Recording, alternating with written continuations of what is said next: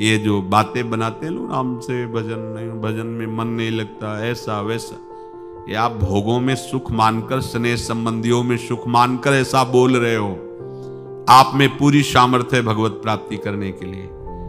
चाहे जो जहां भी जन्मा हो, मनुष्य शरीर पूर्ण भगवत प्राप्ति के लिए युक्त है, उसमें कोई कमी नहीं है। सब में भगवान ने वो ज्ञान शक्ति दी है। वो ज्ञान शक्ति भोगों के कारण आपकी ढक गई है। आपने अपने अध्यात्म शक्ति को जागृत न करके भोगों में रत होने के कारण वो सुषुप्त पड़ी है। आप सुप्त शक्ति को जागृत कीजिए। आप ही बड़े बड़े ब्रह्म ऋषियों को जो प्राप्त हुआ है वो प्राप्त कर सकते हैं। आप ऐसा नहीं, जब जगे तब सवेरा। देखो बड़े बड़े नीच कर्म करने वाले भी जब भगवान की शरण में होकर भजन किए तो महात्मा बन गए। तो थी ना उनमें ऊर्जा शक्ति। आप अपनी सुप्त शक्ति को जागृत कीजिए। क्या? कृष्ण व्रताहा। आप एक व्रत लीजिए। क्या? कि मैं निरंतर श्री कृष्ण का भजन करूंगा। ये निरंतर शब्द बहुत प्यारा है। ये जो कुछ माला जप करके छूट देने वाली बात है, ये तो विषयी पुरुषों को भजन में लगाने के लिए है। लेकिन भगवत आनंद में डूबने के लिए, आवागमन से मुक्त होकर प्रेम धाम में वास करने के लिए निरंतर शब्द का प्रयोग है। वृंदावन बस के इतनो बड़ो शयान, जुगल चरण के भजन बिन निमिष, निमिष कहते पलक झपकने को, निमिष न दीजय जान। कृष्ण मनुष्य स्मरंतो, निरंतर श्री कृष्ण का स्मरण करो। अब सावधानी की बात करें।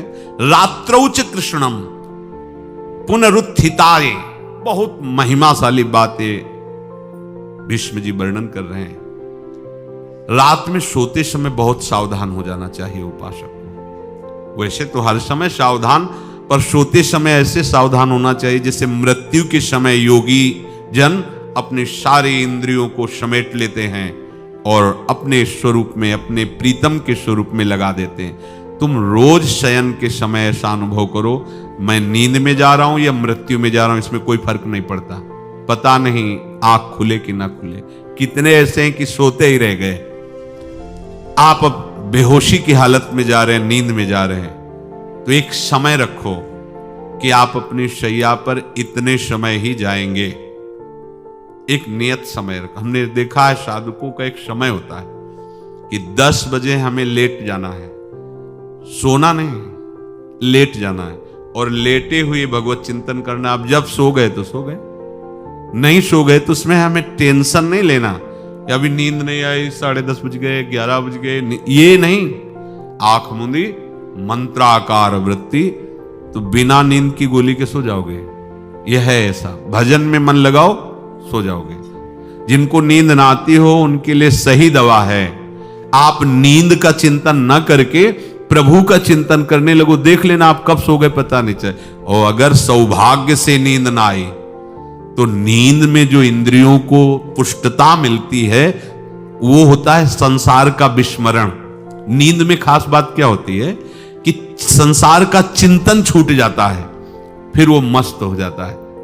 उसमें जो ऊर्जा शक्ति वो जागृत होती है। संसार के चिंतन से ऊर्जा शक्ति नष्ट होती है। तो 4 घंटे 5 घंटे संसार के चिंतन से रहित पड़ा रहा सुषुप्ति में, तो उसे ऊर्जा शक्ति फिर आ गई। और अगर 4-5 घंटे आप प्रभु के चिंतन में रहे तो संसार का चिंतन छूटा, आनंद सिंधु का चिंतन हुआ। तो ये नहीं होगा कि आज रात्रि सोया नहीं तो बहुत टेंशन है, परेशानी, ऐसा नहीं होगा। ये बहुत सावधानी की बात। प्रायः इस सावधानी में नहीं रहा जाता।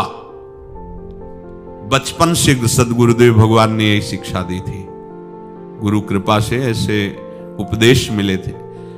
सोते समय कोई वार्ता नहीं, कोई अन्य चिंतन नहीं, चुपचाप अपने मन को हटाकर केवल इष्टमय करो। कब नींद आ जाती है इसकी चिंता मत करो, इष्टाकार वृत्ति करके ही सोना चाहिए। तो आगे जो लिखा है पुनरुत्थिताय, जब उठो तब वैसी वृत्ति, तो कुछ दिन बाद स्वाभाविक हो जाएगी। स्वाभाविक हो। अपने तो इतना तक देखा है कि जैसे आधा पद में होश रहा और निद्रा आ गई, तो जब चेतना आई तो उसी पंक्ति से, जहां से होश गायब हुआ था, उसी पंक्ति से जागरण प्रारंभ हुआ। ऐसा ही जब ऑपरेशन के समय बेहोश किया गया था तो उनसे कहा था हमें बता देना कुछ मिनट पे, तो उनका हाँ लगाने वाले इंजेक्शन और कुछ ही सेकंड में इसका शरण, बस। तो जो पद चलाया था, जब होश आया था तो वही पद चल रहा था, मतलब बेहोशी में वो पद अपना अधिकार किए हुए था। ऐसे नींद भी तुम्हारी भजन हो जाएगी, समाधि हो जाएगी, यदि आप सोते समय प्रभु का चिंतन करेंगे। बहुत ही सावधानी की बात है, यदि इस जन्म में परम लाभ लेना चाहते हो तो इस श्लोक को अपना जीवन बनाओ। कृष्ण व्रताः,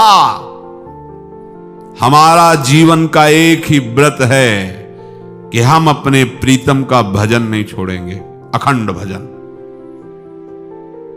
हमें ये नहीं देखना कि उपांशु मानसी को इसमें कितने गुना, हमें गुना बुना नहीं देखना। हमें अपने प्रभु को बोलना नहीं। भजन में मन नहीं लग रहा, पद गा रहे हैं, जोर जोर से चिल्ला रहे हैं, नाम कीर्तन, हमें अपने प्रभु से जुड़े रहना है। कृष्ण व्रताः, कृष्ण मनुस्मरन्तो, हमारा निरंतर स्मरण चले, बस ये प्रयास रखना है। जब निरंतर स्मरण की बात कह दी तो फिर आगे कुछ कहना नहीं चाहिए, पर खास बात इसीलिए कहा जाता है कि आप समझ जाओ। रात्रौच, जब कोई भी ब्रह्मचारी, कोई भी उपासक, कोई भी बैरागी त्यागी महात्मा सोते समय सावधान हो गया तो उसकी रात्रि बहुत गलत जाएगी। खास जब आप सैया पे शयन करते उस समय असावधानी हुई तो विकार छा जाएगा, ध्यान रखना। आपका चिंतन गलत हो जाएगा, आपकी चेष्टा गलत हो जाएगी, जागृत में ना सही तो स्वप्न में। आप सावधान उस समय जरूर रहिए और उतना ही विश्राम कीजिए जितना आवश्यक हो। व्यर्थ में करवटें मत बदलिए, ये उपासक का स्वरूप नहीं होता। रोगी है तो बात अलग है, बड़े असाध्य रोगों से, नहीं तो ऐसी दिनचर्या नहीं होनी चाहिए। कै बजे? 3:30, अभी आधा घंटा तो है, फिर कमर ओढ़ लिए, ये साधक का नहीं होता। उचित समय, जो मान लो 4 घंटा विश्राम का, तो अब ये नींद का विषय आओ या ना हो, हम तुम्हारे लिए पुष्प बिछा के नहीं बैठेंगे कि आ जाओ आ जाओ आ जाओ। नहीं आई तो अब ये नहीं गया, अब इतने समय नहीं आई थे, अब 4 बजे उठने के समय कैसे नहीं, ये फेंका।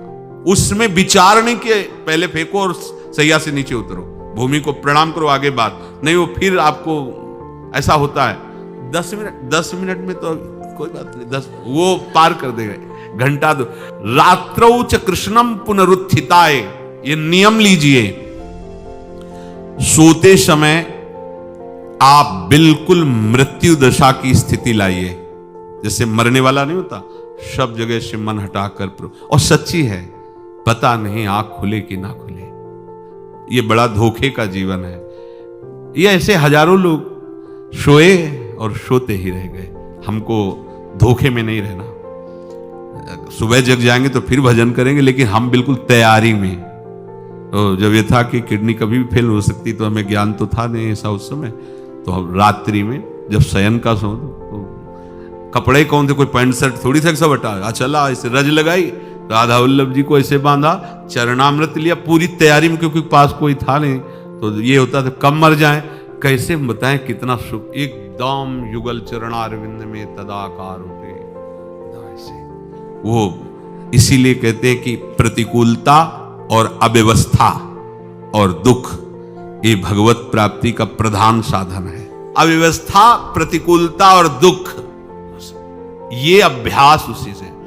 जब शाम के शयन करते तो पहले वृंदावन को प्रणाम करके और ऐसे भावना में प्रिया प्रिया कहते कि जैसे भी आपके हैं, अगर शरीर छूट जाता है रात्रि में तो आप धोखा न करना, आप बुला लेना अपने। और कैसे बताओ उस समय कैसे भाव होते थे, कोई पास नहीं, कोई सुविधा नहीं, 1 रुपया नहीं, तो एकदम दैन्यता, एकदम कितना सुख मिलता, वो एकदम केवल भगवद आश्रित। तो रात्रौ च कृष्णम पुनरुत्थिताय, ये बहुत पकड़ने वाली बात है। रात्रि के समय कोई और चिंतन न बनने पावे। देखो आप, और उस समय खास करके विषय चिंतन बनता है, ध्यान रखना। दिन भर लड़ते रहोगे इंद्रियों से, और जब आप शयन के समय जाओगे तब वो अवसर ढूंढेंगी और आपको विषयों में फंसाने की चेष्टा करेंगी। कोई क्रिया या पूर्व में कोई क्रिया या कोई दृश्य या कोई बात अगर कहीं मोबाइल से मित्रता है और बगल में रखा है तो भूल जाओ रात्रौ च कृष्णम पुनरुत्थिताचे। जब तक नींद नहीं आती तब तक फिर वो ऐसी सामग्री डाल देगा कि वो बर्बाद हो जाओगे। साधक मान लो, हमारी प्रार्थना मान लो, हम मानते हैं कि आज के समय में यंत्र का बहुत बड़ा प्रभाव है। अब यंत्र का प्रभाव देख लीजिए, यही छाती पे मोबाइल होगा, यही धड़कन के साथ वो घंटी बजे और कुछ नहीं। ऐसा भगवान का खेल रचा है। और इसमें सबसे खतरनाक बात है कि आप जो चाहो देख सकते हो, जहां चाहो, जैसे विश्व की पूरी बात, पूरा विश्वात्मा है, ये विश्वात्मा स्वरूप है, सर्च करो देख। अब अगर साधक सावधान नहीं है तो समाज में तो ऐसे कट गया। अब एकांत में जब शयन के समय गया, उस समय मन आपको फंसाने की चेष्टा। प्रार्थना है, अगर आपके पास मोबाइल हो तो एक उसका समय रखो। अगर आपको ऐसा लगता है कि कोई परिस्थिति आ जाए, हम स्विच ऑफ किए हैं, तो एक और मोड कहते हैं, कोई फ्लाइट मोड दो, क्या मोड में लगा दो, सीधे मत रखो, मोड में लगा दूर रख दो। आप अपने चित्त को प्रभु में जोड़िए। रात्रि के समय मोबाइल का प्रयोग मत कीजिए। मान लीजिए रात्रौ च कृष्णम पुनरुत्थिताय, सुबह उठते ही आपको कुछ चिंतन नहीं करना।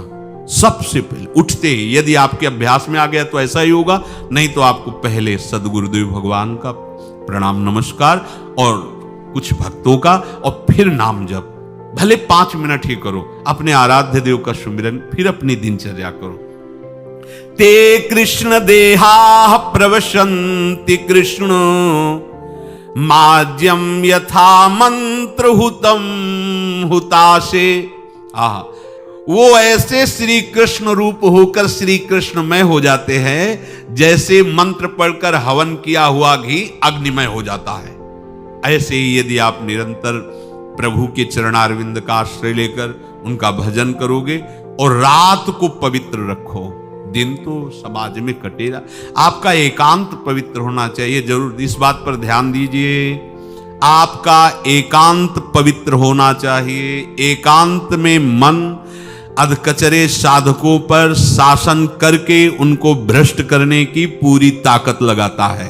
आप मन को सहयोग मत कीजिए, मन को डराइए, ऐसे कोई आचरण मत कीजिए, नहीं तो क्या होगा, ये सब ऐसे ही लगेगा, फिर वो आनंद नहीं। जब तक भगवदा आनंद नहीं, निज सुख बिन मन होई की थीरा, अगर आपको हृदय में भगवदा आनंद नहीं मिला ना, तो ये सब बातें केवल रह जाएंगी, होंगे बुरे आचरण ही। आचरण आपके बुरे ही होंगे, देख लेना। इसलिए सावधान। सुबह उठते समय ये आप नित्य अभ्यास कीजिए। सबसे पहले चेतना आने पर गुरुदेव भगवान को प्रणाम करें। मेरा जीवन उनके आदेश से ही उनके आराध्य देव में लगेगा। हमारे आराध्य देव नहीं, अभी तो हमें यह देखना है कि गुरुदेव के आराध्य देव वही देंगे हमें प्रिया प्रीतम, तब हमारे हृदय में अपनापन होगा। गुरुदेव की कृपा के बिना ये आराध्य देव रीझने वाले नहीं हैं। चाहे जितना तुम चाहे बना के साधन करो, ना पाई है बिन स्वामी यह अकेली, वो श्री कृष्ण स्वरूप हो जाता है। जो दुखों से भीत होकर नरक से बचने के लिए, संसार रूपी समुद्र से बचने के लिए, भयंकर विकारों की ज्वाला से बचने के लिए जिनका आश्रय ले लेता है तो सब बच जाता है। ऐसे श्री कृष्ण को नमस्कार करता हूं। प्राण कांतार पाथेयम संसारोच्छेद भेषजम दुख शोक परित्राणम हरिरीत्यक्षरद्वयम। हरि, ये 2 अक्षर दुर्गम पथ में संकट के समान, प्राणों के लिए राह खर्च के समान, अर्थात संसार की राह में चलते हुए भी आपको कभी दुख नहीं भोगना पड़ेगा यदि आप हरि हरि हरि ऐसा उच्चारण करोगे। संसार रूपी रोग से छुटकारा दिलाने के लिए महाऔषधि के तुल्य ये हरि, समस्त दुख शोकों से उद्धार करने के लिए ये हरि। विद्या और तपस्या जिनके द्वारा प्रकाशित होती है मैं वाणी रूपी पुष्प से ऐसे श्री कृष्ण का पूजन किया। भीष्म जी, मेरे परम प्रीतम श्री कृष्ण, मैं मन से आपको वरण किया हुआ हूं। ये वाणी रूपी पुष्प आपके चरणों में समर्पित करता हूं। अब मेरा अंतिम समय है।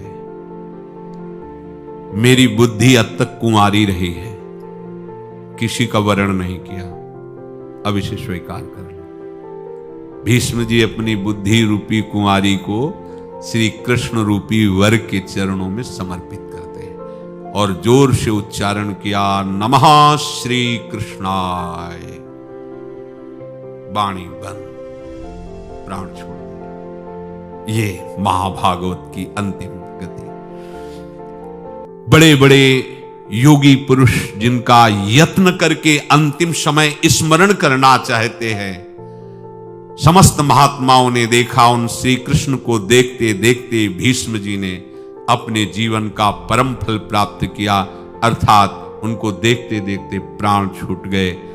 भीष्म जी का बोलना बंद हो गया। वहां बैठे हुए बड़े बड़े महर्षियों के आंखों में आंसू आ गए और सबने गदगद कंठ से भीष्म जी की भूरी भूरी प्रशंसा की। सबने भीष्म जी की बड़ी सराहना की कि ऐसी दशा अंतिम समय में भगवान जिसके सामने हो और भगवान की स्तुति करते हुए पधारे। पुरुषोत्तम प्रभु श्री कृष्ण जी मंद मुस्कुराते हुए, अर्थात भीष्म को अपने परमानंद का दान करते वापस आ गए। ये हैं प्रभु श्री कृष्ण।